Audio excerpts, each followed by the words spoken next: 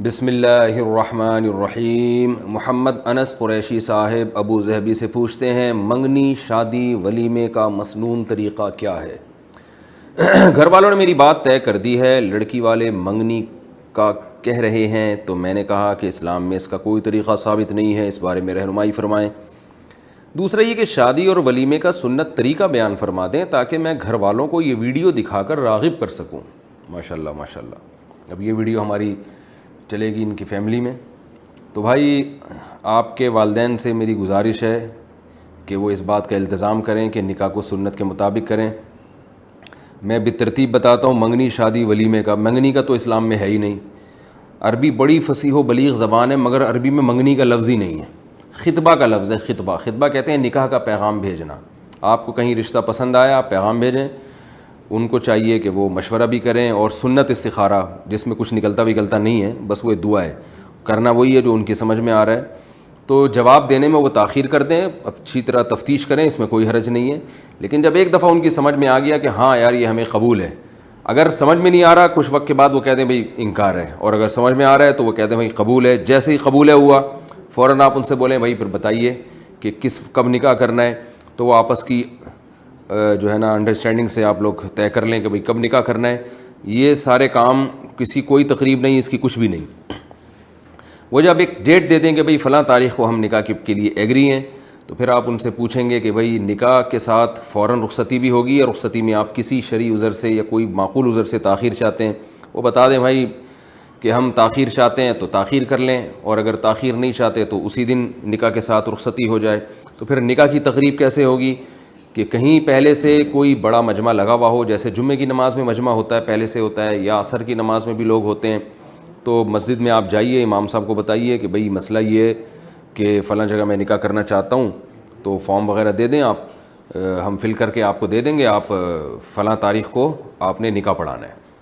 امام صاحب لوگوں میں اعلان کر دیں گے جب بھی فلاں تاریخ آئے گی، بھئی آج ایک نکاح ہے، آپ تمام حضرات تھوڑا سا نماز کے بعد تشریف رکھیں، یا جمعے میں کہہ دیں کہ بھئی جمعے کی نماز کے بعد نکاح ہے، آپ تمام حضرات تشریف رکھیں، اس کی برکت سے اللہ نے چاہا تو جو کنوارے ہیں ان کا بھی ہو جائے گا، دوسروں کی نکاحوں میں شرکت کریں آپ لوگ۔ تو وہ جو لوگ بیٹھے ہوئے ہوں گے، تو جو دلہن ہے اس کے ابا، بھائی اور جو قریبی رشتہ دار ہیں وہ اس مجلس میں پہنچ جائیں، اپنے گھر سے سیدھا وہاں پہنچیں۔ دلہن گھر میں بیٹھی ہے، اس سے سگنیچر لے لیے، اس سے اجازت لے لی کہ بھائی ہم آپ کا نکاح فلاں سے کرا رہے ہیں، اتنے مہر میں راضی ہو۔ وہ خاموش رہے گی تو اس کی خاموشی رضا ہے، اگر ابا اس سے پوچھ رہے ہیں یا بھائی اس سے پوچھ رہے ہیں۔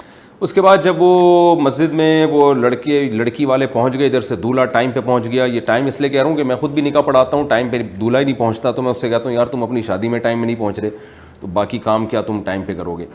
تو ٹائم پہ آپ پہنچ جائیں تو امام صاحب، جو بھی قاضی صاحب ہیں، امام صاحب ہیں، وہ نکاح پڑھا دیں، بھائی میں نے فلانی کا نکاح ڈمکانے سے کرا دیا، اتنے مہر میں قبول ہے بھائی۔ تو اس موقع پر لڑکے والے اگر کوئی چھوارے مٹھائی وغیرہ بانٹنا چاہیں تو بہت اچھی بات ہے، اور پھر وہیں سے لڑکی والے اپنے گھر تشریف لے جائیں۔ لڑکے والے اگر رخصتی ہے تو لڑکے والے بھی ان کے ساتھ چلے جائیں، اور نہیں ہے رخصتی تو جب رخصتی ہوگی اس وقت جا کے دلہن کو لے آئیں۔ تو یہ تو نکاح کا ہو گیا، اور کوئی بارات ورات نہیں ہوگی اس میں۔ پھر کیا ہوگا کہ جب رخصتی کا ٹائم ہے تو لڑکے کی طرف سے بھائی اس کی اماں، اس کی بہنیں جو بھی دلہن کو لے جانا چاہتی ہیں، بڑی عزت محبت کے ساتھ جائیں دلہن کے گھر میں۔ لڑکے والے جو ہے پھر وہ دلہن کو لینے چلے جائیں، بارات نہ جائے، 4-5 افراد چلے جائیں، دولہے کی اماں چلی جائیں، دولہے کی بہنیں چلی جائیں، اور اگر دولہا بھی چلا جائے تو بھی بہت اچھی بات ہے۔ وہ حسب ذائقہ آپ خود یعنی فیصلہ کر لیں گے کہ دولہا کو جانا چاہیے کہ نہیں جانا چاہیے۔ بعض علاقوں میں رواج ہوتا ہے دولہا بھی جاتا ہے، بعض میں رواج ہوتا ہے دولہا نہیں جاتا۔ تو خیر 5-6 افراد چلے جائیں، تو جب وہ دلہن کے گھر جائیں گے رخصتی کے لیے گاڑی واڑی لے کے یا گھوڑا لے کے، تو پھر اگر کھانے کا ٹائم ہے تو لڑکی والے ان کو کھانا کھلا دیں، معزز مہمان ہیں، چائے کا ٹائم ہے تو چائے پلا دیں، تو وہ حسب ذائقہ جیسا کرنا چاہیں۔ اس کے بعد جناب وہ دلہن کو بٹھا کے لے آئے دولہا کے گھر میں۔ اگلے دن دولہا صاحب، اگلے دن یا 3 دن کے اندر اندر دولہا صاحب ولیمہ کریں، اور اس میں اپنی استطاعت کے بقدر لوگوں کو بلائیں، اس میں کہ بھئی آ جاؤ، بھئی سیپریٹ انتظام ہونا چاہیے، خواتین کا الگ، مردوں کا الگ، اس میں جناب آپ کھانا وانا کھلائیں اور سب پتلی گلی سے کھانا کھا کے واپس نکل جائیں۔ تو یہ سنت طریقہ ہے۔ تو اس کے علاوہ جو کچھ ہو رہا ہے یہ غلط رسومات ہیں، ہندوؤں سے لی گئی چیزیں ہیں، جس کی وجہ سے معاشرے کا بیڑا غرق ہو رہا ہے۔ تو اللہ کا واسطہ ان رسومات کا بائیکاٹ کرنے کی کوشش کریں آپ۔ مچھر جلانے والی مشین کے استعمال کا حکم۔ سلیم ندوی انڈیا سے پوچھتے ہیں کیا مچھر کو جلا دینے والی مشین کا استعمال جائز ہے؟ جائز ہے بھائی، ضرورت کی وجہ سے، کیونکہ ایک ایک مچھر کو الگ الگ پکڑ کے مارنا تو آسان کام نہیں ہے، تو مجبوراً اس کی گنجائش ہے۔ تمام علماء کا اس پہ اتفاق ہے کہ یہ جو مکھیاں جلانے والی مشین ہے یا مچھر جلانے والی مشین یہ استعمال کر سکتے ہیں۔ کیا موبائل میں قرآن پاک ڈاؤن لوڈ کر سکتے ہیں؟ محمد حنیف مہاراشٹر سے پوچھتے ہیں کیا موبائل میں قرآن پاک ڈاؤن لوڈ کر سکتے ہیں یا نہیں، جبکہ غلطی سے کبھی فون باتھ روم میں بھی چلا جاتا ہے، نیز ہمیشہ باوضو بھی نہیں رہتے، تو اس میں کوئی بے ادبی تو نہیں ہے؟ بھائی موبائل میں قرآن ڈاؤن لوڈ کریں آپ، اور اگر واش روم میں جانا ہو تو ڈسپلے پہ قرآن کا صفحہ کھلا ہوا نہیں ہونا چاہیے۔ اگر ڈسپلے پہ قرآن کی آیتیں کھلی ہوئی ہیں پھر واش روم میں لے جانا بے ادبی ہے۔ اگر وہ میموری کارڈ میں ہے، ڈسپلے سے غائب ہے، پھر کوئی حرج نہیں ہے، کیونکہ وہ جو قرآن کا پیج ہے وہ 0101 ڈیجیٹل فارم میں ہوتا ہے، وہ آیتوں کی شکل میں نہیں ہوتا۔ جب وہ کھلتا ہے تو پھر آیتوں کی شکل میں آپ کے سامنے آتا ہے۔ تو اگر وہ پیج آف ہوا ہے یا وہ ڈسپلے پہ یعنی اسکرین پہ ظاہر نہیں ہو رہا تو پھر آپ اس کو واش روم میں لے جا سکتے ہیں، اور بے وضو ہونے میں بھی کوئی حرج نہیں ہے۔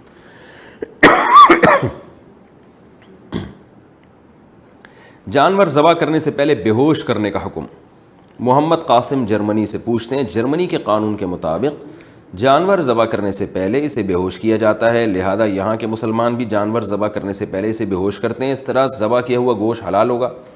جی گوشت تو بالکل حلال ہے، کیونکہ جب تک زندہ ہے اس کے گلے پہ چھری پھرے گی اللہ اکبر پڑھ کے تو وہ حلال ہو جائے گا، لیکن یہ کام بہرحال ناپسندیدہ ہے، کیونکہ جانور کو ذبح کرنے میں ایک بڑی حکمت یہ ہے کہ اس کا جو بلڈ ہے وہ تیزی کے ساتھ اس کی باڈی سے نکل جائے، کیونکہ بلڈ ایک گندی ناپاک چیز ہے، وہ پیٹ میں نہیں جانا چاہیے۔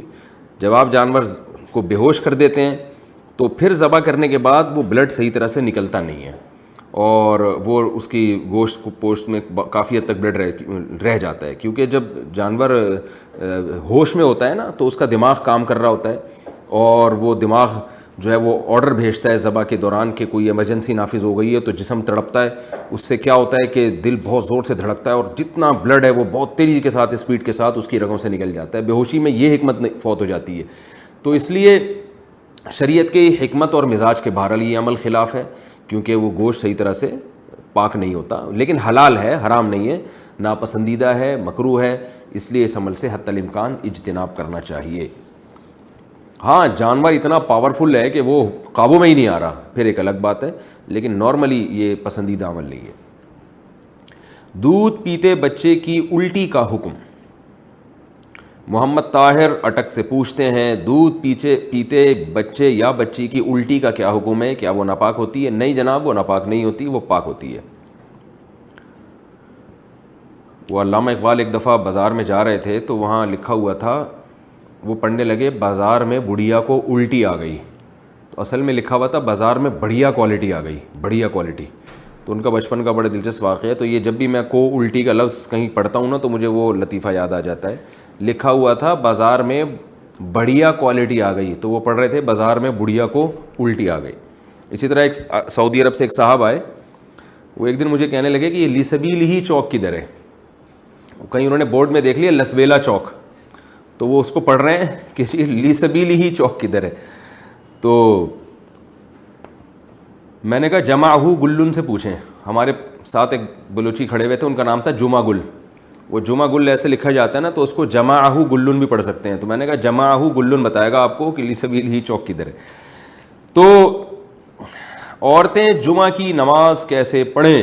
سندس قاضی، خواتین جمعہ کی نماز 2 رکعت پڑھیں گی یا ظہر کی 4 رکعت؟ بھائی خواتین اگر جماعت سے جمعہ کی نماز پڑھ رہی ہیں تو جیسے مرد 2 رکعت پڑھتے ہیں خواتین بھی 2 رکعت پڑھیں گی، ظہر کی نماز ان سے ساقط ہو جائے گی۔ اور اگر وہ اخپل طریقے سے نماز پڑھ رہی ہیں، یعنی اپنی الگ نماز پڑھ رہی ہیں، جماعت سے نہیں پڑھ رہی، تو پھر وہ ظہر ہی کی پڑھیں گی، پھر وہ جمعہ نہیں پڑھیں گی۔ 4 سنت موقدہ، 4 فرض اور 2 سنت موقدہ۔ کیا حضور صلی اللہ علیہ وسلم خواب میں آ سکتے ہیں؟ محمد مقصود نے پوچھا ہے کیا رسول اللہ صلی اللہ علیہ وسلم خواب میں آ سکتے ہیں یا نہیں؟ بالکل بھائی آ سکتے ہیں، آپ صلی اللہ علیہ وسلم کی صحیح حدیث ہے، آپ نے فرمایا من رآنی فی المنام فقد رآنی، جس نے مجھے خواب میں دیکھا تو تحقیق اس نے مجھی کو دیکھا۔ اس لیے نبی صلی اللہ علیہ وسلم کی خواب میں زیارت ہو جانا یہ بڑی سعادت کی بات ہے۔ البتہ آپ صلی اللہ علیہ وسلم خواب میں آ کے جب کوئی بات کہیں گے تو اس کو ایز اٹ از نہیں لیا جائے گا، بلکہ اس کی تعبیر نکالی جائے گی، تعبیر کی جائے گی، اس کو قرآن و سنت پہ پرکھا جائے گا کہ اس کے مطابق اس کا مطلب لیا جائے گا۔ مثلاً اگر کسی کو نبی خواب میں آ کے کوئی ایسی بات کہہ دیں کہ بھئی تم پہ نماز معاف ہے یا تم داڑھی کاٹ لو، تو اب کوئی یہ نہیں کہہ سکتا کہ نبی کا خواب سچا ہوتا ہے لہذا مجھے داڑھی کاٹنے کی اجازت ہے۔ نہ نہ نہ نہ، نبی کی جو جاگتی حالت کی باتیں ہیں جو حدیث کی شکل میں ہم تک پہنچی ہیں ان کو پہلے رکھا جائے گا اور خواب کی بات کو دوسرے نمبر پہ اس کی تعویل کی جائے گی۔ اس کی مثال میں ایسے دیتا ہوں، دیکھیں آپ کے والد صاحب نے آپ کو ایک کام آپ کے ذمہ لگایا کہ بھئی یہ فلاں کام میں تمہیں کہہ رہا ہوں یہ کر دو، یا بجلی کا بل مثلاً جمع کرا دو۔ جاگتی حالت میں، رات کو جاگتی حالت میں آپ کے ابا نے آپ سے کہا کہ بیٹا صبح 8 بجے تم نے بجلی کا بل لازمی جمع کرا دینا ہے۔ خواب میں آ کے آپ کے ابو آپ کو کہہ رہے ہیں بیٹا صبح 8 بجے تم نے بل جمع نہیں کرانا، اور فار ایگزامپل یہ خواب بھی سچا ہو۔ اب آپ جب صبح 8 بجے اٹھتے ہیں تو کیا کریں گے؟ بل جمع کرائیں گے کہ نہیں کرائیں گے؟ ظاہر ہے کرائیں گے، اس لیے کہ اگر آپ نے بل نہیں جمع کرایا اور ابا نے آپ سے پوچھا کہ میں نے تمہیں رات کو کہا تھا کہ بل جمع کرا دینا، آپ کے ابا خواب میں آپ نے کچھ اور کہا، تو ابا کہیں گے میں جاگتے ہوئے جو کہہ رہا ہوں اس کو فوکس نہیں کر رہے، خواب کو زیادہ اہمیت دے رہے ہو۔ تو خواب کی اپنی جگہ اہمیت ہے لیکن اتنی نہیں جتنی جاگتی حالت میں باتوں کی اہمیت ہوتی ہے۔ تو ہاں، رات کو جو ابا نے خواب میں آگے کہہ دیا کہ جمع نہیں کرانا، تو اس میں کوئی تعویل کی جائے گی اس کی، تو وہ تو خواب جھوٹا بھی ہو سکتا ہے، لیکن رسول اللہ صلی اللہ علیہ وسلم جب بھی خواب میں کوئی ایسی بات کریں تو اس کو قرآن و سنت پہ رکھا جائے گا اور اس کے حساب سے اس کی تعویل کی جائے گی۔ یہ اس لیے کہہ رہا ہوں کہ آج کل بہت سارے جاہل پیروں نے خوابوں پہ ایک پورا ایک جو ہے نا وہ شریعت کا ایک عمارت کھڑی کی ہوئی ہے، اور کہ مجھے نبی نے خواب میں یہ فرمایا تو مجھے نبی خواب میں یہ فرمایا۔ ان میں بہت سے جھوٹے ہوتے ہیں، خواب آیا نہیں ہوتا، اور اگر آیا بھی ہے تو اس کی ایک تعبیر ہوتی ہے۔ تو اس لیے خواب میں تو آنا، نبی صلی اللہ علیہ وسلم کی زیارت ہونا، یہ بڑی اچھی بات ہے، لیکن اس کی وجہ سے شریعت کا کوئی مسئلہ تبدیل نہیں ہوگا۔ شریعت کے جو اصول ہیں وہ کتابوں میں لکھے ہوئے ہیں، انہی کو فالو کرنا پڑے گا۔ خواب کی شرعی حیثیت کیا ہے؟ شریعت میں خواب کی کیا حیثیت ہے؟ تفصیل سے وضاحت کر دیں عائشہ فاطمہ سرگودا سے۔ دیکھیے، خواب کی جو شریعت میں حیثیت ہے وہ اتنی ہے کہ صحیح حدیث میں رسول اللہ صلی اللہ علیہ وسلم نے ارشاد فرمایا لم یبقى من النبوۃ الا المبشرات۔ آپ نے فرمایا کہ نبوت ختم ہو گئی مگر خوشخبریاں باقی ہیں۔ وہی ختم ہو گئی لیکن خوشخبریاں باقی ہیں۔ صحابہ نے عرض کیا یا رسول اللہ مبشرات کیا ہیں، خوشخبری کیا ہیں؟ آپ صلی اللہ علیہ وسلم نے فرمایا الرؤیا الصالحہ، کہ نیک خواب۔ پھر آپ صلی اللہ علیہ وسلم نے فرمایا قرب قیامت میں جو مومن ہے اس کا ہر خواب، یعنی قریب ہوگا کہ یہ بات قریب ہوگی کہ اس کا ہر خواب سچا نکلے۔ اور پھر آپ صلی اللہ علیہ وسلم نے یہ بھی ارشاد فرمایا کہ خواب جو ہے نبوت کا 46واں حصہ ہے۔ تو ان احادیث سے پتہ چلتا ہے کہ خواب کو بالکل کالعدم قرار دینا بھی درست نہیں ہے، لیکن خواب کو اتنا یقینی کر لینا کہ قرآن و سنت قرار دینا یہ بھی غلط ہے، کیونکہ نبوت نہیں ہے بلکہ نبوت کا 46واں حصہ ہے۔ اس کو 46 حصوں میں ڈیوائڈ کریں گے نا وہی کو، تو پھر ایک حصہ اس کا خواب بنتا ہے۔ یعنی کیا مطلب ہوا اس حدیث کا کہ جیسے اللہ تعالیٰ اپنے بندوں سے، اپنے پیغمبر سے ہم کلام ہوتے ہیں یا فرشتے کے ذریعے وحی کرتے ہیں وہ یقینی ہے، تو بعض دفعہ اللہ اپنے بندوں کو خواب میں بھی کوئی میسج دے دیتے ہیں، تو لیکن وہ میسج کے یقینی ہونے کا ہمیں اتنا یقینی نہیں ہوتا جتنا قرآن و سنت ہے، کیونکہ قرآن و سنت تو عین نبوت ہے۔ تو اس لیے کسی کو اچھا خواب آئے تو اس کا اچھا مطلب لیا جا سکتا ہے، امکان کے درجے میں یہ کہا جا سکتا ہے کہ یہ سچا خواب ہے، امکان کے درجے میں 100% یقین نہیں ہے۔ اور اگر برا خواب آئے تو اس سے پناہ مانگنی چاہیے۔ حدیث میں آتا ہے آپ صلی اللہ علیہ وسلم نے فرمایا کہ 3 دفعہ اسے چاہیے کہ تھوک دے اور کروٹ بدل دے، ایسے تھو کر کے نا، اگر آپ کو کسی کروٹ پہ لیٹے میں آپ کو خواب آ رہا ہے تو اللہ کی پناہ مانگنی چاہیے اور 3 دفعہ تھوک دینا چاہیے، ہلکا سا، جس کو تفت کہتے ہیں عربی میں، کہ وہ زیادہ تھوک نہ نکلے، تھوڑا سا جھاگ، ایسے کر کے 3 دفعہ تھوک کے آپ کروٹ چینج کر لیں اور اللہ سے اس کی پناہ مانگیں، تو انشاءاللہ اس خواب سے آپ کو نقصان نہیں ہوگا۔ تو خواب میں بعض دفعہ کوئی مستقبل کی بات پتہ چل جاتی ہے، امکان کے درجے میں یقین نہیں ہوتا۔ لیکن میں اس میں بھی ایک بات عرض کروں کہ خواب سے کوئی شرعی مسئلہ کبھی چینج نہیں ہوگا۔ کوئی بھی خواب آپ کو آ گیا تو اس میں شریعت تبدیل نہیں ہو جاتی۔ آپ کو 100 دفعہ خواب آئے کہ آپ داڑھی کاٹ لیں تو یہ جائز نہیں ہے داڑھی کاٹنا آپ کے لیے، کیونکہ جو ہمارے پاس جو وہی اصل شکل میں پہنچی ہے اس میں نبی صلی اللہ علیہ وسلم نے داڑھی کاٹنے سے منع کیا ہے۔ اسی طرح خواب میں بلا وجہ کسی سے بدگمان ہو جانا، کوئی خواب میں آ کے بعض کوئی پیغام مل رہا ہے کہ فلاں چور ہے، تو اب آپ نے لوگوں کے سامنے خواب بیان کرنا شروع کر دیا کہ مجھے خواب میں بتایا کہ چور ہے، تو کسی کا چور ثابت ہونا یہ خوابوں سے نہیں ہوگا، اس کے لیے شرعی گواہوں کا ہونا ضروری ہے، کیونکہ بعض دفعہ آپ کے اپنا تخیلات بھی ہوتے ہیں, آپ نے کسی کو خود بخود چور سمجھا ہوا ہوتا ہے تو آپ کو خواب میں وہ چور ہی لگ رہا ہوتا ہے پھر. تو اس لیے کسی سے بدگمان ہونا خواب کی بیس پہ جائز نہیں ہے, اور کوئی شرعی مسئلے کا تبدیل کر دینا جائز نہیں ہے. ان سب باتوں کو سے اگر بچ کر خواب سے ایک اچھا گمان رکھ لیا جائے کہ اچھا خواب ہے تو انشاءاللہ اچھا مطلب ہوگا, تو پھر ٹھیک ہے. نبی صلی اللہ علیہ وسلم نے بالکل کالعدم بھی قرار نہیں دیا خواب کو.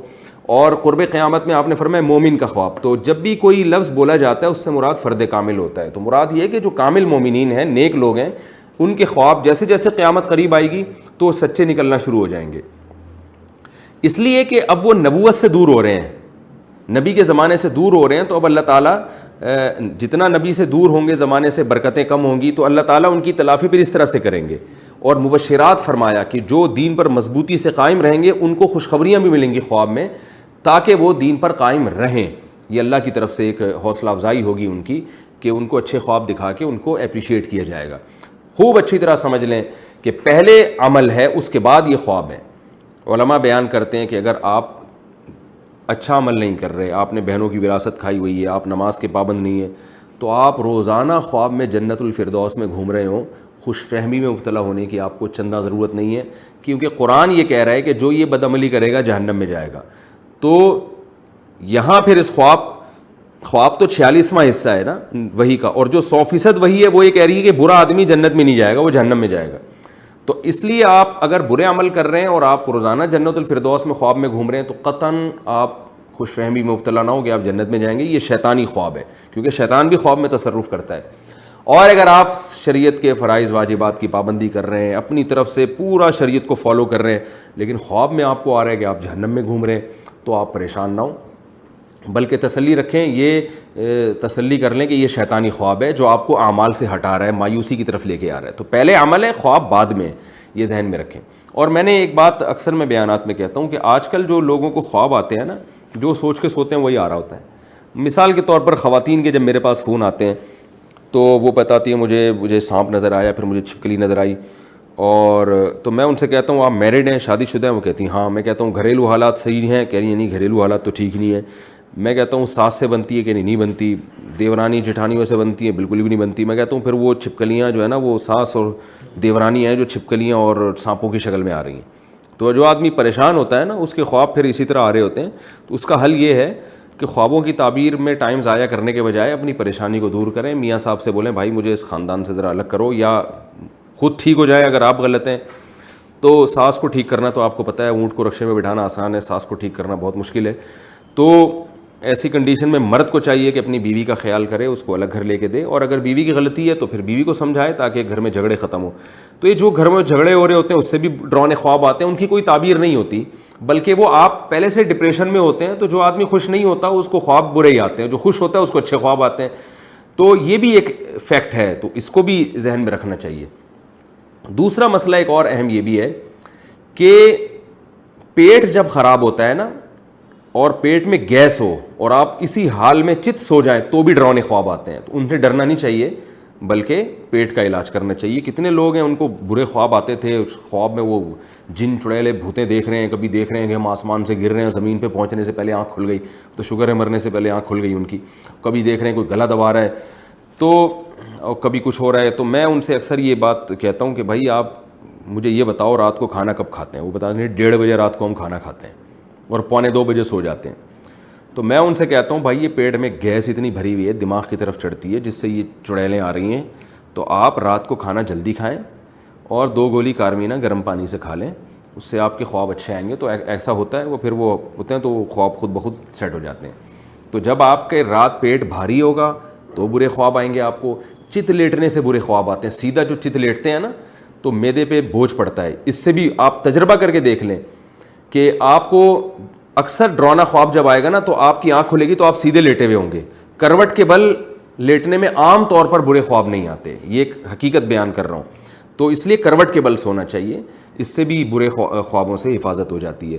پھر بھی میں نے بتایا کہ یہ سارے ٹوٹکے اختیار کر لیے, پھر بھی کوئی برا خواب آ رہا ہے تو پھر اپنے اعمال کی اصلاح کی طرف فکر کرنی چاہیے. کہیں آپ کی زندگی میں بدعملی تو نہیں ہے جو اللہ کی طرف سے آپ کو تنبیہ ہو رہی ہے کہ بھائی انسان کا بچہ بن جا, سدھر جا تو, اور پھر انسان کا بچہ بننے کی کوشش کریں. پھر بھی اگر برا خواب آ رہا ہے تو پھر اس کو اگنور کر دیں, انشاءاللہ پھر آنا بند ہو جائیں گے. لیکن آ رہا ہے تو اگنور کر دیں, بھائی ہمارا عمل ٹھیک ہے, اللہ کی رحمت سے ہمیں امید ہے, ہم اللہ سے ڈرتے ہیں اپنی بدعملیوں کی وجہ سے اور کوشش کرتے ہیں کہ ہماری اصلاح ہو جائے, اور جتنی اصلاح ہوگی اس میں ہم اللہ سے اچھی امیدیں لگاتے ہیں. اللہ تعالیٰ عمل کی توفیق عطا فرمائے. کیا صبح بیدار ہونے کے بعد روزہ رکھ سکتے ہیں؟ محمد عالم سعودی عرب سے پوچھتے ہیں, اگر کوئی بغیر نیت کے سو جائے اور صبح اٹھ کر روزہ رکھ لے تو روزہ ہو جائے گا یا نہیں؟ بھائی اگر آپ بغیر نیت کے سو گئے تو نصف النہار سے پہلے آپ نیت کر سکتے ہیں نفل روزے کی. رمضان کے قضا روزے کی نیت نہیں کر سکتے آپ. رمضان کے قضا روزے کی نیت آپ کو صبح صادق سے پہلے کرنی پڑے گی, یہ ذہن میں رکھیں.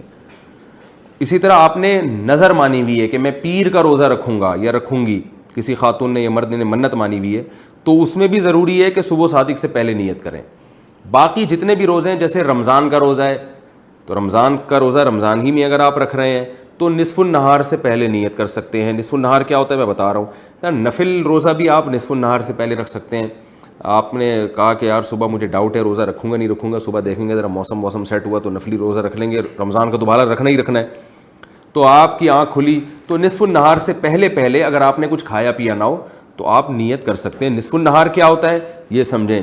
صبح صادق کا ٹائم دیکھیں, سحری کا وقت کتنے بجے شروع ہو رہا ہے, اور غروب آفتاب, تو اس کا جو بالکل درمیان کا وقت ہوگا یہ نصف النہار کہلاتا ہے. یعنی آدھا روزہ گزرنے سے پہلے آپ نیت روزے کی کر سکتے ہیں, یہ جائز ہے. شادی سے پہلے تصویر دیکھنے اور بات چیت کرنے کا حکم. محمد جنید ملیشیا سے, شادی سے پہلے لڑکا لڑکی ایک دوسرے کی تصویر دیکھ سکتے ہیں اور کیا ایک مرتبہ فون پر بات بھی کر سکتے ہیں؟ کر سکتے ہیں, اگر کوئی آپ کو ڈاؤٹ ہے تو اجازت ہے اس کی. تصویر جو ہے اگر دیکھنی ہی ہو, بہتر تو یہ ہے کہ خود ایک دوسرے کو دیکھا جائے, جو ہے نا براہ راست دیکھا جائے, کیونکہ لڑکیوں کی تصویریں جب اس طرح سے واٹس ایپ وغیرہ پہ جاتی ہیں وہ پھر سیو نہیں ہوتی. وہ تو اگر آپ ڈیلیٹ بھی کر دیں تو موبائل کی جو دکان والے ہوتے ہیں وہ وہاں سے ڈیٹا ریکور کر کے پھر وہ تصویریں جو ہے وہ اپلوڈ کر سکتے ہیں نیٹ پر اور ادھر ادھر.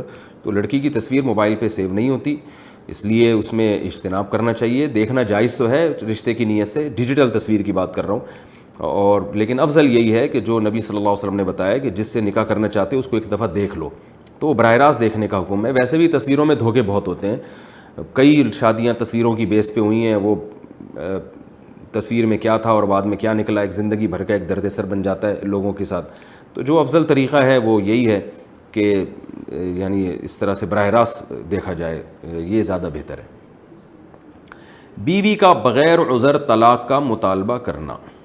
عبد الصمد اٹک سے پوچھتے ہیں, ایک شخص سے اس کی بیوی بغیر کسی شرعی عذر کے طلاق مانگ رہی ہے جبکہ خاوند اس کے تمام حقوق ادا کرتا ہے, تو ایسی بیوی کے لیے شرعاً کیا حکم ہے؟ نیز کیا فسخ نکاح یا خلا کی صورت میں شوہر حق مہر دینے کا پابند ہوگا؟ نبی صلی اللہ علیہ وسلم نے ایسی عورت کو منافقات میں شمار کیا ہے جو بلا عذر شوہر سے طلاق مانگتی ہیں, اور ایک روایت میں یہاں تک آتا ہے کہ جنت کی خوشبو بھی نہیں پائیں گی. تو بلا وجہ شوہر سے طلاق مانگنا یہ کبیرہ گناہ ہے, عورت کے لیے جائز نہیں ہے. کوئی معقول ریزن ہو تو ایک الگ بات ہے, اور جب یہ بلا وجہ آپ سے طلاق مانگ رہی ہیں تو آپ یہ پابند کر سکتے ہیں میرا مہر واپس دو تو میں تمہیں طلاق دوں گا. اور خلا اسی کو کہتے ہیں کہ عورت کا مطالبہ ہو اور وہ مہر واپس کر کے آپ سے طلاق مانگ رہی ہو, تو اسی کو خلا کہا جاتا ہے. یہ جو عدالت میں آج کل خلا چل رہا ہے نا, یک طرفہ ڈگری جاری کی جاتی ہے, یہ خلا نہیں ہے شریعت میں, یہ فسخ نکاح ہے, اور فسخ نکاح کی شرائط بھی اکثر یہاں پائی نہیں جاتی ہیں. تو مہر اس کو پھر وہ دینے کی پابند ہوگی, اور اگر شوہر دے دے مہر اس کو تو اس کی طرف سے گریوی ہو جائے گی, یہ ثواب ہو جائے گا. جادو کی کیا حقیقت ہے؟ جادو کی حقیقت کیا ہے اور کیا اس کا علاج ممکن ہے؟ محمد عمر صاحب کراچی سے پوچھتے ہیں. بھائی محمد عمر صاحب, جادو کی حقیقت یہ ہے, پہلے میں بتا دوں جادو کی ڈیفینیشن کیا ہے. جادو کہتے ہیں کوئی بھی ایسا کام دنیا میں ہو رہا ہے جس کے اسباب مخفی ہیں, جس کی ریزن بالکل سمجھ میں نہیں آ رہی آپ کے. دیکھیں یہ پین میرے پاس رکھا ہوا ہے, میں نے ہاتھ چھوڑا, یہ پین نیچے گرا, اس کی ریزن سمجھ میں آتی ہے. بھائی جب بھی کوئی چیز چھوڑیں گے تو گریویٹی کی وجہ سے وہ نیچے ہی جائے گی, لیکن اگر یہ چیز نیچے جانے کے بجائے اوپر آنا شروع ہو جائے اور آپ کو کوئی دھاگا بھی نظر نہ آ رہا ہو تو یہ جادو ہے. تو اسباب مخفی ہوں. اب یہ جب چیز اوپر جانا شروع ہوگی میں تو چونکہ جادوگر نہیں ہوں اس لیے اوپر میں ہاتھ سے لے کے جا رہا ہوں. اگر یہ خود بخود جانا شروع ہو جائے تو اس کے اسباب مخفی ہیں, یعنی اس کی کوئی لاجک ہوتی ہے لیکن وہ لاجک سامنے والے کو سمجھ میں نہیں آ رہی ہوتی ہے, جو کر رہا ہوتا ہے اس کو پتہ ہوتا ہے. وہ لاجک کیا ہوتی ہے کہ ایسا باریک سا دھاگا لگا ہوا ہے جو پبلک کو نظر نہیں آ رہا, یا اس میں کوئی میگنیٹ لگا ہوا ہے اور اوپر بھی میگنیٹ ہے, اور یہاں کوئی ایسا بٹن ہے کہ جب میں وہ بٹن دباتا ہوں اوپر سے پردہ ہٹتا ہے اور میگنیٹ اس کو کھینچنا شروع کر دیتا ہے. وہ ایسی شعبدے بازیاں ہوتی ہیں کہ لاجک ہوتی ہے لیکن وہ سامنے والوں کو نظر نہیں آ رہی ہوتی, تو اس عمل کو جادو کہا جاتا ہے. ٹھیک ہے نا. یاد رکھیں کوئی کام بغیر لاجک کے اس دنیا میں نہیں ہوتا. لاجک کے بغیر, سبب کے بغیر کام کرنے کی قدرت صرف اللہ کو ہے. اللہ وہ ذات ہے جو کچھ کرنے میں اسباب کا محتاج نہیں. آدم علیہ السلام کو مٹی کا پتلا بنایا اور کن بولا ہو جا تو وہ انسان بن گئے, مرد بن گئے. پھر ان کی پسلی سے عورت کو پیدا کر دیا. تو اللہ ہے جو جیسے بغیر باپ کے اللہ نے عیسیٰ علیہ السلام کو پیدا کر دیا, تو اللہ جو بھی کرے گا اس کی ضروری نہیں کوئی لاجک ہو. جیسے اس نے آدم سے اس کائنات کو بنا دیا, پھر اس کو لاجک کے تحت لے آیا, لیکن جب پہلی دفعہ بنایا تو اس کی کوئی لاجک نہیں تھی, ویسے ہی بس کن کہا ہو جا اور وہ ہو گئی. تو اللہ تعالیٰ اسباب کے تحت بھی کام کرتے ہیں اور اسباب سے ہٹ کے بھی کام کرتے ہیں, لیکن انسان یا کوئی بھی مخلوق اللہ کے سوا وہ کوئی بھی کام کرے گی تو اس کی کوئی لاجک ہوگی, اس کی کوئی ریزن ہوگی. تو وہ ریزن کبھی سمجھ میں آ رہی ہوتی ہے, جیسے میں نے کہا کہ میں نے یہ پھینکا یہ نیچے چلا گیا, یہ ریزن سمجھ میں آ رہی ہے, اور کبھی وہ ریزن دکھائی نہیں دے رہی ہوتی. وہ دکھائی نہیں دے رہی ہوتی, جیسے میں نے بتایا یہ پین اگر خود بخود اوپر جانا شروع ہو جائے تو یاد رکھیں یہ خود بخود نہیں جائے گا اوپر, اس میں کچھ ایسے دھاگے لگے ہوئے ہوں گے یا کچھ ایسے میگنیٹ ہوگا یا کوئی ایسا کام ہوگا کہ وہ آپ بیوقوف بن رہے ہوگے لیکن وہ پس پردہ ہو رہا ہوتا ہے. تو اس کو یہ ہے جادو کی ڈیفینیشن کہ کوئی بھی ایسا کام جس کا سبب مخفی ہو, چھپا ہوا ہو, ہمیں نظر نہ آ رہا ہو, اس عمل کو جادو کہا جاتا ہے. اس کی پھر دو قسمیں ہیں. ایک قسم وہ ہے کہ جو خفیہ تدبیریں استعمال کر کے شعبدے بازی جسے کہا جاتا ہے, جیسے میں نے بتایا چپ ایسا دھاگا لگا دوں ٹرانسپیرنٹ وہ نظر ہی نہ آ رہا ہو آپ کو, اور یہ اوپر جا رہا ہو, بندہ اوپر بٹھایا ہوا ہے اس کو کھینچ رہا ہو, تو آپ تو سمجھیں گے خود بخود جا رہا ہے, حالانکہ وہ اوپر کوئی بندہ بیٹھا ہوا ہے. جیسے میجک شو جتنے بھی آتے ہیں, وہ جی آستین سے کبوتر نکال دیا اس نے, اور وہ انڈا یوں کیا تو انڈے کو یوں کیا تو انڈے سے بچہ نکل آیا, وہ ہوتی ٹرک ہے, وہ اسباب ہوتے ہیں, وہ بڑی زبردست ٹرک ہوتی ہے ان کی, وہ سیکھنے سے سکھا بھی دیتے ہیں. جیسے آپ نے دیکھا ہوگا وہ دو ٹکڑے کر دیے دھڑ کے, وہ اصل میں ٹانگیں فولڈ کی ہوئی ہوتی ہیں, ہمیں لگ رہا ہوتا ہے کہ یہ ٹانگیں الگ ہو رہی ہیں, وہ الگ نہیں ہو رہی ہوتی. تو اس طرح کے دھوکے, یا ممتاز بیگم آپ نے چڑیا گھر میں دیکھی ہوگی, لومڑی ہے, اوپر سر اس کا عورت کا ہے, پیچھے پوری لومڑی ہے, وہ اصل میں لومڑی نہیں ہے, وہ کوئی خاتون ہی نیچے ہوتی ہیں, وہ پیچھے لومڑی کا دھڑ لگایا ہوا ہوتا ہے. تو ایسی شعبدے بازیاں, یہ بھی جادو ہے. اور ایک جادو وہ ہوتا ہے جو جنات کے ذریعے کیا جاتا ہے, اس کو بھی اچھی طرح سمجھیں. ہوتا یہ ہے کہ جو شیاطین جنات ہیں ان کو کوئی میسج دیا جاتا ہے کہ بھائی تم نے فلاں کام کرنا ہے, فلاں کو نقصان پہنچانا ہے. تو جب ان کو ایک میسج دیا جاتا ہے ایک خاص طریقے سے, جو یہ جادوگر ٹائپ کے لوگ ہوتے ہیں نا, وہ ان کو میسج دینا جانتے ہیں کہ کس طرح سے جن کو یہ میسج دیا جائے گا تو جن سمجھ جائے گا کہ میں نے کرنا کیا ہے. پھر وہ جن سے کام کروانے کے لیے, کیونکہ وہ جن کافر ہوتے ہیں اور شیاطین ہوتے ہیں یعنی برے جنات ہوتے ہیں, تو پھر کوئی بہت ہی وحشیانہ عمل کیا جاتا ہے جس سے وہ جن خوش ہو کے کچھ کام کر دیتے ہیں. وحشیانہ عمل کیا, جیسے معاذ اللہ زندہ چوزے کو زمین میں دفن کر دیا, یا یہ کہ بچوں کی مردہ ہڈیاں قبرستان سے نکال کے ان پہ کچھ عمل کرنا شروع کر دیا کہ بچہ معصوم ہوتا ہے اس کی مردے کی ہڈیاں نکالنا, یا کوئی ایسا گندا عمل, خون اور یہ سب چیزوں میں پینا. یہ جادوگر اکثر سڑے ہوئے ہوتے ہیں, گندے ہوتے ہیں, غلاظت کا استعمال کر رہے ہوتے ہیں اور خود بھی نہاتے نہیں ہیں کئی مہینے. تو ان چیزوں سے جنات خوش ہوتے ہیں. تو وہ جنات جب خوش ہوتے ہیں تو پھر جنات کو کوئی میسج دیا جاتا ہے. اس میں بعض دفعہ جن وہ کام کر لیتا ہے, بعض دفعہ نہیں بھی کرتا, یعنی کوئی ایسا قابو میں نہیں آ جاتا جن کے جادوگر جو بولے گا جن وہ کرنا شروع کر دے گا, ایسا نہیں ہوتا. کئی دفعہ جن قابو میں نہیں آتا, اور بعض دفعہ وہ قابو میں تو ویسے بھی نہیں آتا لیکن میسج پر عمل کر لیتا ہے اور پھر وہ جن اس کو پریشان کرتے ہیں. تو ایسا بھی نہیں ہوتا کہ جس پہ چاہیں جن بھیجیں وہ چلے بھی جائیں. بعض دفعہ اکثر تو جادو اثر نہیں کرتا ہے, یعنی ایسا نہیں ہے کہ جادوگر کسی کو بھی پریشان کرنا چاہے تو جن بھیج کے پریشان کر دے, ایسا نہیں ہے. بلکہ جنات بھی دیکھتے ہیں کہ بھیج کس پہ رہے ہمیں. تو بعض دفعہ وہ ایسی شخصیت ہوتی ہے جنات واپس ہٹ جاتے ہیں, یا وہ سامنے والے کا کانفیڈنس اللہ پہ توکل اعتماد اتنا ہوتا ہے جنات جاتے ہی نہیں, وہ ڈرتے ہیں. یاد رکھے جو رسول اللہ صلی اللہ علیہ وسلم پہ جادو کے اثرات ہو گئے نا, یہ لوگ اس کو بڑا کیش کراتے ہیں کہ یار جب نبی پہ ہو گیا تو ہم پہ کیوں نہیں ہو سکتا.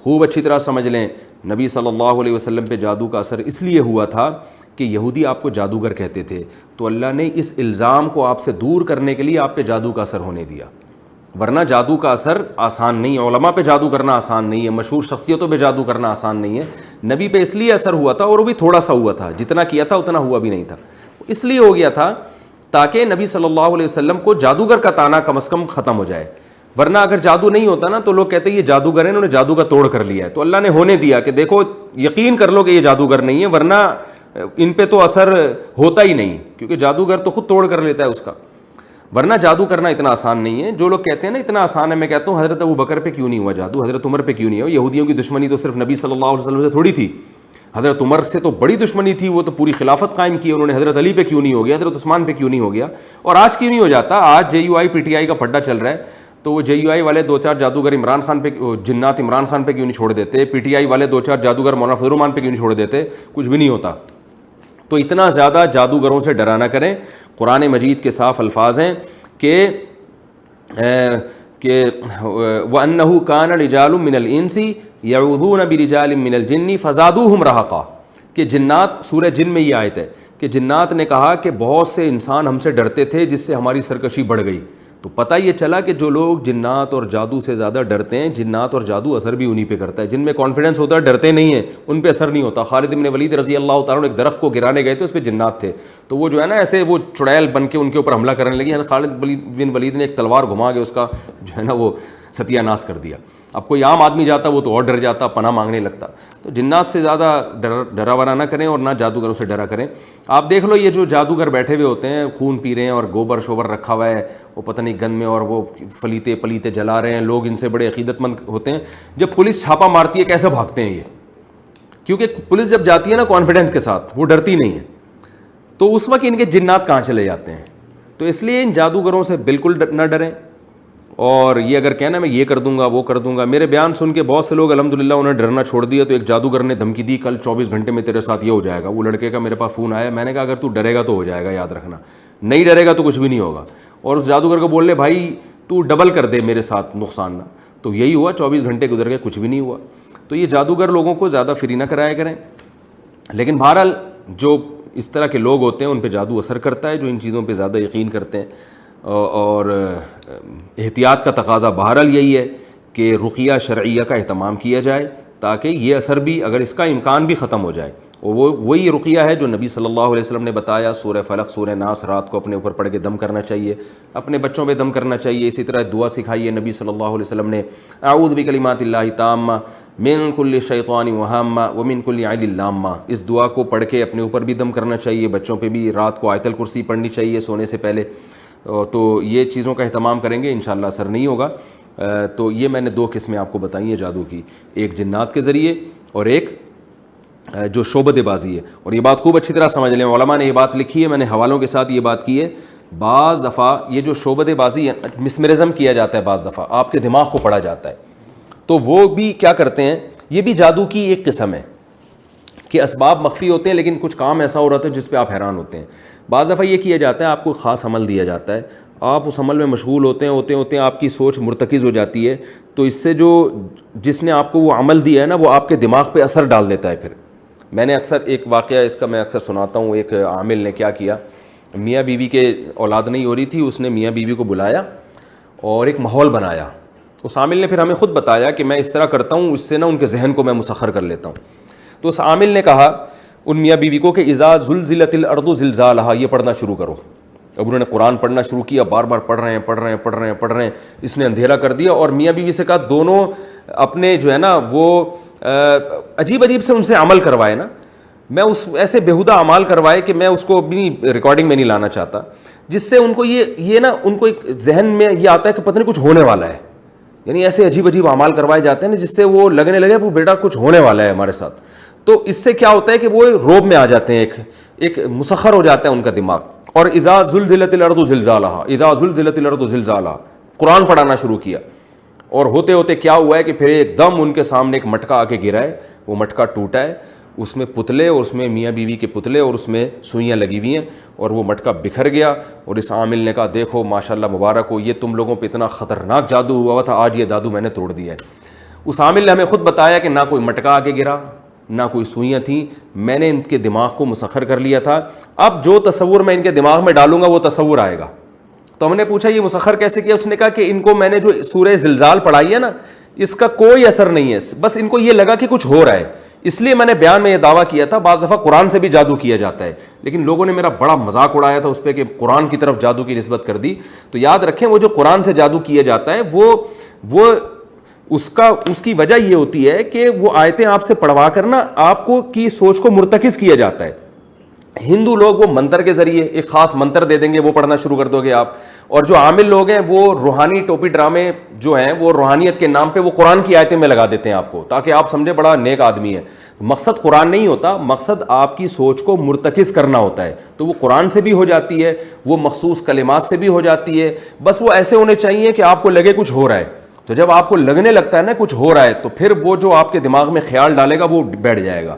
اور جس کو لگے کچھ بھی نہیں ہو رہا, نارمل ہے, وہ پوری ایڑی چوٹی کا زور لگا دے. ہم نے اسے کہا یار ہمارے سامنے مٹکا توڑ کے دکھاؤ, اس نے کہا نہیں ہو سکتا. اس نے کہا آپ کے دماغ کو نہیں مسخر کر سکتا میں.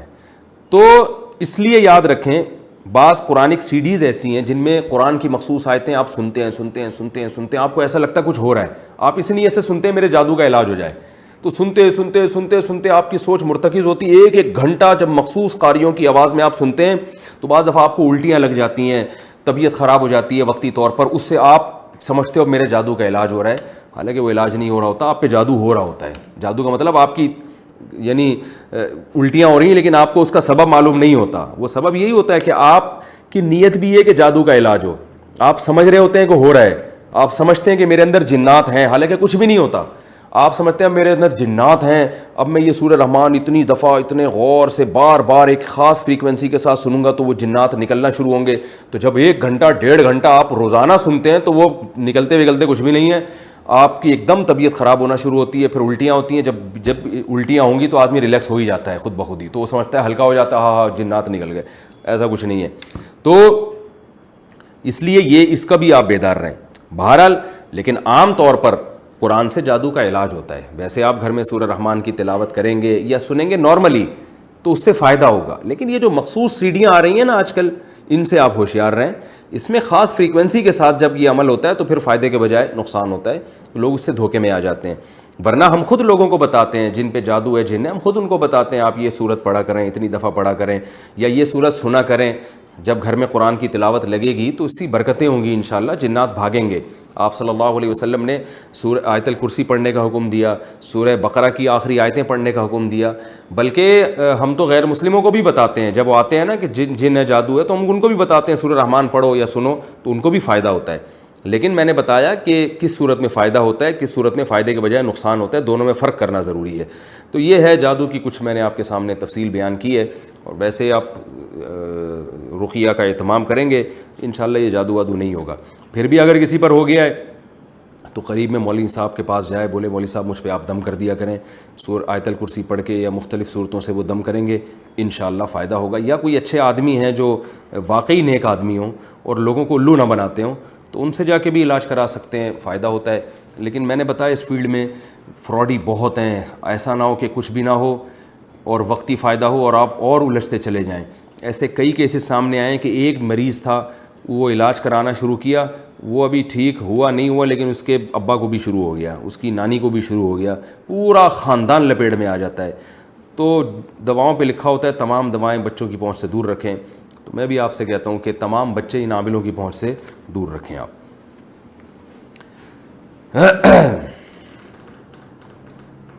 کمرے میں ویڈیو آن ہو تو نماز کا حکم. محمد عمر کراچی سے پوچھتے ہیں اگر ایک کمرے میں لیپ ٹاپ پر ویڈیو بیان چل رہا ہو تو اس کمرے میں نماز پڑھ سکتے ہیں؟ بھائی پڑھ تو سکتے ہیں مگر نماز میں خلل واقع ہوگا, شور شرابہ ہوگا, بہتر ہے کہ اس کو بند کر لیں. شادی کے لیے کتنی مالی استطاعت ضروری ہے؟ محمد عاصم. شادی کرنے کے لیے کتنی مالی استطاعت کا ہونا ضروری ہے؟ امام ابو حنیفہ رحمہ اللہ تعالیٰ کی وصیتوں میں ہے کہ پہلے کماؤ پھر شادی کرو. اس کا کیا مطلب ہے؟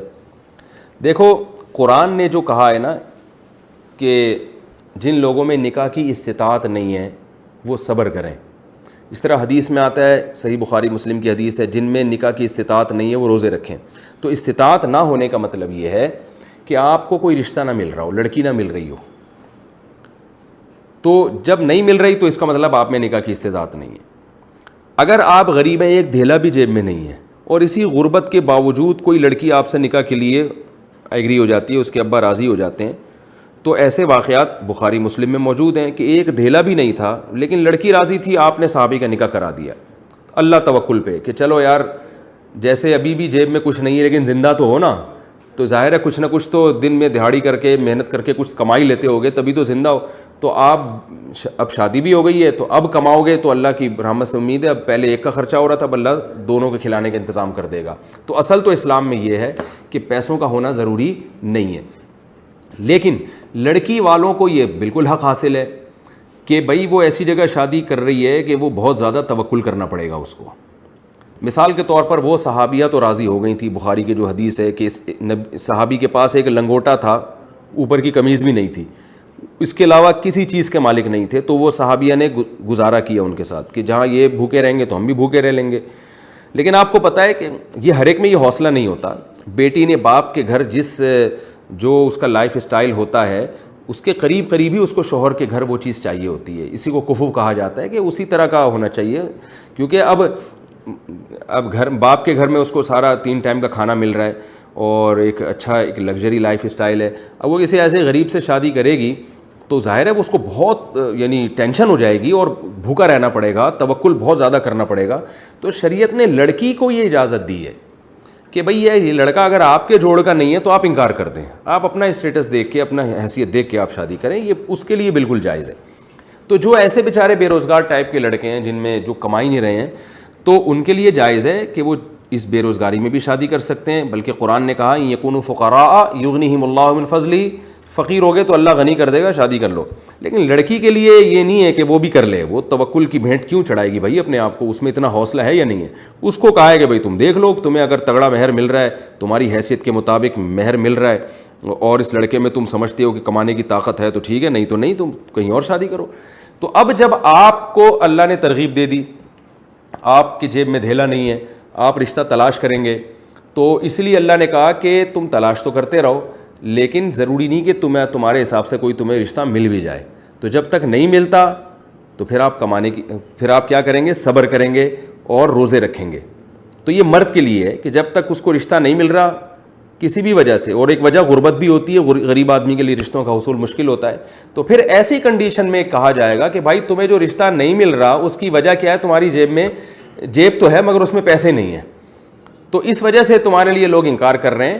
اور ظاہر ہے ہر باپ ڈرتا ہے کہ یار میں اپنی بیٹی کو اس کے توکل کی بھینٹ کیسے چڑھا دوں, میں یہ پتہ نہیں کرے گا بھی کہ نہیں کرے گا, بعد میں کیا کرے گا یہ اور کس طرح سے رکھے گا. تو اب آپ کو جو رکاوٹ آ رہی ہے رشتہ ملنے میں وہ ہے جیب ہونا, صرف جیب ہونا, اس میں پیسے نہیں ہیں. تو پھر اس لیے علماء بھی یہ کہتے ہیں بھائی پہلے کما لو تاکہ تمہیں کوئی ڈھنگ کا رشتہ مل جائے. تو کمانے کا حکم اس لیے نہیں دیا جاتا کہ نکاح کمانے کے ساتھ مشروط ہے, جب تک کماؤ گے نہیں تو آپ کو شادی کی اجازت نہیں ہے, ایسا قرآن میں کچھ نہیں ہے. اس لیے حکم دیا جاتا ہے کہ تاکہ آپ کو آپ کے معیار کا رشتہ مل سکے اور آپ اس کے حقوق ادا کر سکیں جو حقوق وہ آپ سے مانگ رہی ہے. تو وہ اس لیے کہا جاتا ہے کہ پہلے کماؤ, کیونکہ آپ نے کسی کو دھوکہ دیا, غلط شو کر دی اپنی آمدن, پھر شادی کریں گے تو ظاہر ہے بیگم پھر کیسے گزارا کرے گی, وہ کہے گی بھائی کہاں مجھے کچھ نہ کھانے کو ہے تمہارے پاس, اب تم تو صبح نکل جاتے ہو دہاڑی کر کے کیا لے کر آتے ہو, ہم ڈبو کے چائے میں پاپے کھا رہے ہیں, میں تو اپنے ابا کے گھر ایسا نہیں کرتی تھی. تو لڑائیاں ہوں گی.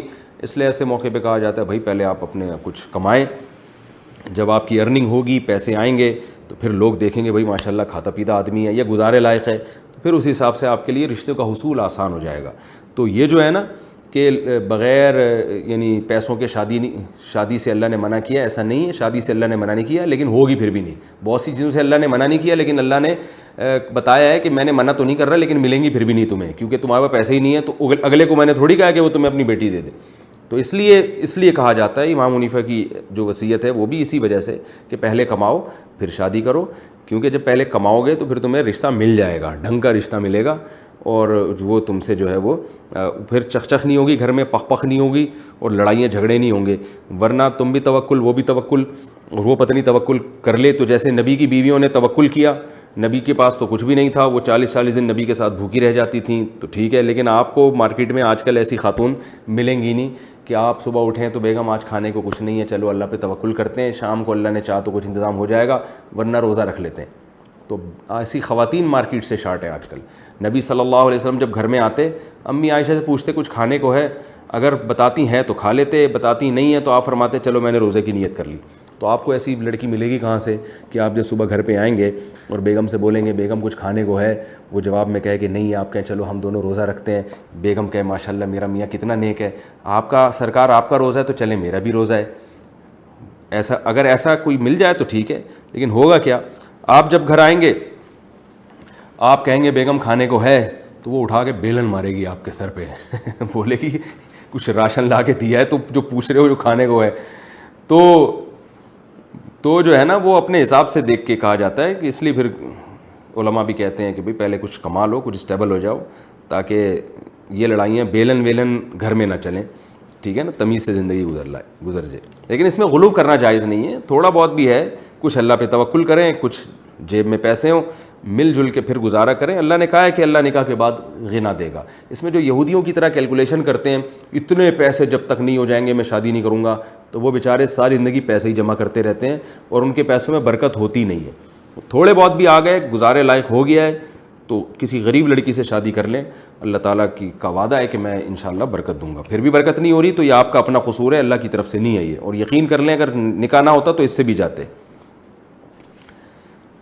ٹوپی پہننے کا شرعی حکم. شاہد حیدر صاحب, کیا ٹوپی نہ پہننا گناہ ہے؟ بھائی ٹوپی کرانا گناہ ہے, ٹوپی نہ پہننا گناہ نہیں ہے, لیکن خلاف سنت ہے. مسلمان معاشرے میں نبی صلی اللہ علیہ وسلم, صحابہ, تابعین اور صدیوں سے علماء صلحاء سب سر کو ڈھانپتے ہی آئے ہیں, اس لیے مسلمان کے لیے افضل یہی ہے کہ وہ سر کو ڈھانپا کرے, لیکن فرض واجب نہیں ہے. کیا بیٹی یا بہن کی کمائی میں والد اور بھائی کا حق ہوگا؟ صلہ خان, اگر گھر میں بیٹی یا بہن کماتی ہو تو اس کی کمائی پر والد یا بھائی کا کوئی حق ہے, جب کہ بھائی خود بھی جوان ہو اور کماتا ہو. نیز کیا اس پر گھر میں خرچ دینا لازم ہے؟ دیکھیں اگر والدین بوڑھے ہیں, کما نہیں سکتے, تو پھر بیٹی اگر کما رہی ہے تو اس پر لازم ہے کہ وہ اپنے والدین پہ خرچ کرے, جیسے بیٹے پر لازم ہے پھر بیٹی پر بھی لازم ہے.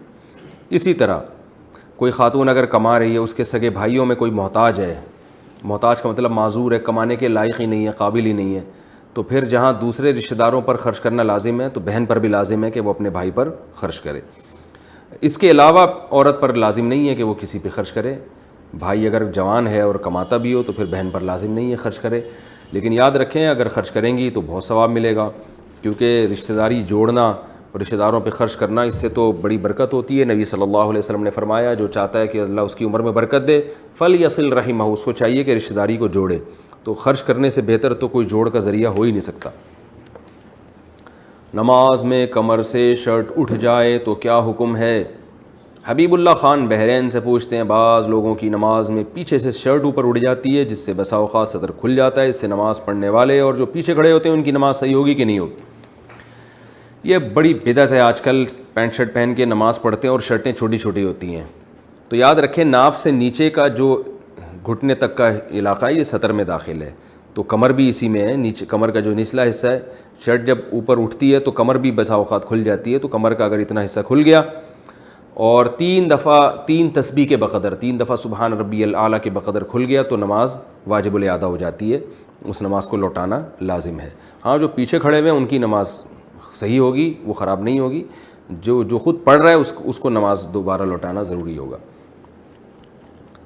کیا بیٹی کو حفظ کرا سکتے ہیں؟ لقمان قاسی کوئٹہ سے, اپنی بیٹی کو حفظ کرانا کیسا ہے؟ کیا میں بیٹی کو حفظ کرا سکتا ہوں؟ بالکل بھائی, بہت ثواب کی بات ہے. جیسے لڑکے کو حفظ کرانا فضیلت ہے, بیٹی کو بھی حفظ کرانا فضیلت ہے, لیکن اس میں اتنا ضرور دیکھیں کہ بچی کا ذہن تیز ہو. بعض دفعہ بچیاں بہت کمزور ہوتی ہیں دماغ کی, وہ پھر بہت ان پہ بوجھ آ جاتا ہے. اور ایک بات کا خوب خیال کریں, جو بھی اپنے بچوں کو قرآن حفظ کروا رہے ہیں دیکھا کریں کہ بچے کی آواز تو نہیں بیٹھ رہی, کیونکہ بعض قاری بچہ یا بچی کو اتنا چخواتے ہیں کہ ان کے گلا بیٹھ جاتا ہے, اور وہ روزانہ چخوا کے ان کا دماغ کمزور ہو جاتا ہے, موٹے موٹے چشمے لگ جاتے ہیں. اور میں نے تو بعض بچوں کو دیکھا ہمیشہ کے لیے گلا خراب ہو گیا, وہ بڑے بھی ہو گئے تو ان کا آواز ختم ہو گئی.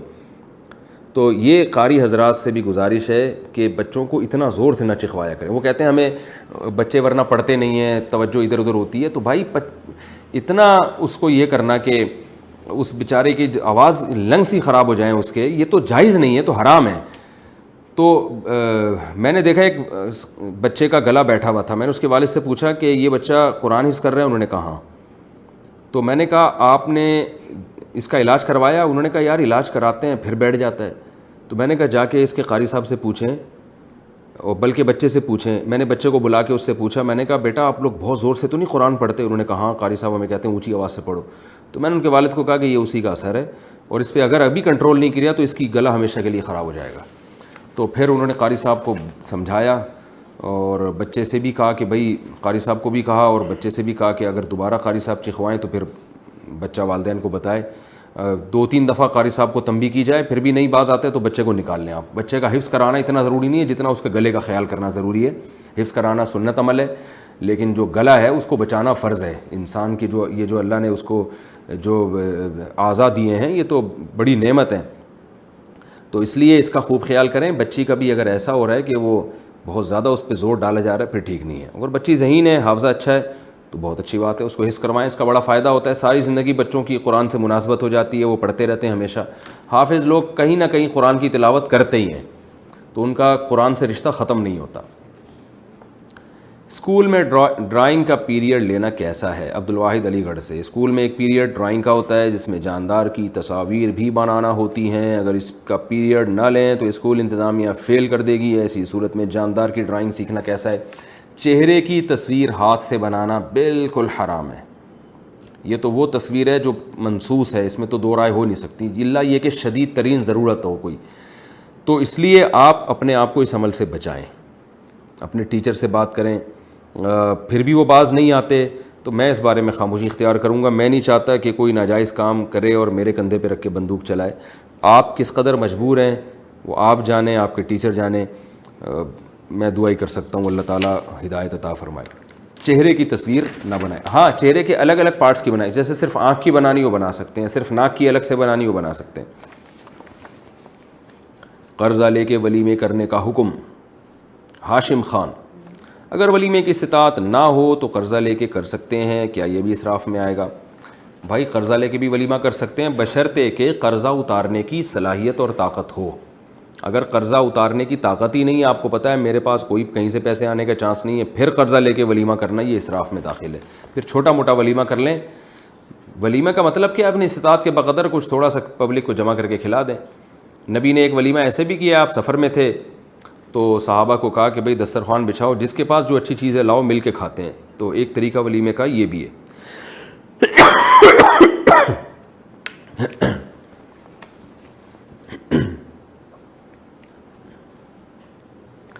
کیا قضا نمازیں علیحدہ علیحدہ کر کے پڑھ سکتے ہیں؟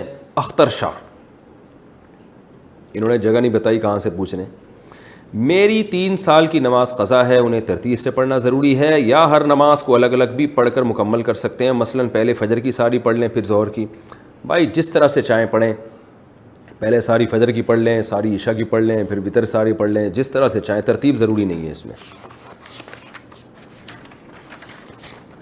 کرکٹ میچ دیکھنے کا حکم. کیا کرکٹ میچ دیکھنا جائز ہے جبکہ فرائض میں کوتاہی نہ برتی جائے اور نظر کی حفاظت کا بھی خاص خیال رکھا جائے؟ عبدالصمد حضرو اٹک سے. بھائی میں تو اس کو ٹھیک نہیں سمجھتا, کیونکہ لہو و لعب کی ایسی قسم ہے جس کا نہ دنیا میں کوئی فائدہ نہ آخرت میں کوئی فائدہ, اور بہت زیادہ ٹائم ویسٹنگ ہے. تو میں اس میں لوگوں کو یہی کہتا ہوں بھائی میں نہ دیکھتا ہوں نہ کسی کو گھر میں کسی کو دیکھنے دیتا ہوں میچز. آپ اس بارے میں فتویٰ کسی دوسرے مفتی صاحب سے لے لیں تو زیادہ بہتر ہے. میں اس میں خاموشی اختیار کرتا ہوں. مجھے یہ ٹھیک عمل نہیں لگتا جو بین الاقوامی سطح پہ جو میچز کھیلے جا رہے ہیں, یہ بہت زیادہ انہماک ہے. اللہ نے ہمیں کسی مقصد کے لیے پیدا کیا. ایک کوئی کھیل ہوتے ہیں نا تھوڑی دیر کے ہوتے ہیں, وہ تو پھر بھی سمجھ میں آتا ہے, تھوڑا سا ہلا گلا ہو جاتا ہے, تھوڑا خوش ہو جاتا ہے انسان. لیکن یہ تو سارا دن برباد ہوتا ہے لوگوں کا اس میں. پھر اس کے بعد جو تبصرے چلتے ہیں وہ کئی مہینے چلتے ہیں. ایک چیز جو اتنی اہم نہیں ہے اس کو بہت زیادہ اہمیت دی جا رہی ہے. تو بہرحال یہ شریعت کے مزاج کے اس کے بالکل خلاف ہے. تو باقی حلال و حرام کا میں اس میں فتویٰ نہیں دیتا, وہ کسی دوسرے عالم سے پوچھ لیں تو زیادہ بہتر ہے. صلاۃ التسبیح کی شرعی حیثیت. بہت سے لوگ کہتے ہیں کہ اسلام میں صلاۃ التسبیح کی کوئی حیثیت نہیں ہے, کیا یہ درست ہے؟ نمرہ بلال صاحبہ نے سوال پوچھا ہے. دیکھیں صلاۃ التسبیح کے بارے میں جتنی احادیث ہیں کوئی ایک بھی صحیح حدیث نہیں ہے. پہلی بات تو یہ. دوسری بات یہ کہ فقہا کا اصول ہے کہ ضعیف حدیثیں جب کثرت سے ہوں تو وہ درجہ حسن تک پہنچ جاتی ہیں، یعنی قابل قبول ہو جاتی ہیں وہ. اس بیس پہ اگرچہ صحیح حدیث ایک بھی نہیں ہے لیکن کثرت سے حدیثیں ہیں، اگرچہ وہ ضعیف ہوں تو وہ مل کے ایک قوت مل جاتی ہے ان کو. اس بیس پہ جمہور علماء کا یہی مذہب ہے، یہی ان کا قول ہے، یہی ان کا فتویٰ ہے کہ صلاۃ التسبیح کو بالکل کالعدم قرار دے دینا یہ درست نہیں ہے. اس نماز کی ایک حیثیت ہے، یہ سنت عمل ہے، کیونکہ ضعیف روایتوں کی کثرت کی بیس پہ جو ہے وہ فتویٰ یہ دیا جائے گا کہ یہ نماز ثابت ہے، اور وہ فضیلت جو اس کی حدیث میں آتی ہے وہ فضیلت ثابت ہے. لیکن بعض علماء کا موقف یہ ہے کہ، اور میرا بھی رجحان انہی بعض علماء ہی کی طرف ہے، میں کوئی بہت بڑا عالم مفتی نہیں ہوں لیکن ایک ٹوٹا پھوٹا سا رجحان اس طرف ہے میرا. وہ ابن تیمیہ رحمہ اللہ تعالیٰ نے جو بات کی ہے بڑی زبردست کی ہے، اور یہی بات ہمارے شیخ حضرت مفتی رشید احمد صاحب رحمہ اللہ بھی فرمایا کرتے تھے. حضرت نے تو ابن تیمیہ کی بات نقل نہیں کی، حضرت کی اپنی ذاتی رائے تھی مفتی رشید احمد صاحب کی جو مفتی اعظم تھے، اور حضرت مفتی تقی عثمانی صاحب، حضرت مفتی رفیع عثمانی صاحب دامت برکاتہم العالیہ کے استاذ رہے ہیں 8 سال، بڑے علم مشہور تھے.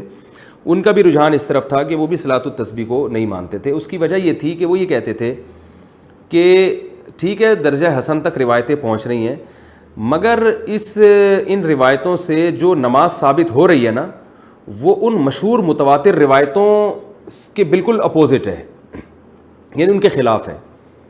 امام ابو حنیفہ رحمہ اللہ تعالیٰ کا اور فقہ حنفی کا جو اصول ہے خاص طور پر مسائل کے استنباط کا، وہ یہ ہے کہ جو اگر کوئی متواتر یا قطعی چیز ہمارے سامنے آ جائے احادیث سے، اس کے مقابلے میں اگر صحیح حدیث بھی اس کے خلاف ہوگی تو اس قوی کو ترجیح دی جائے گی.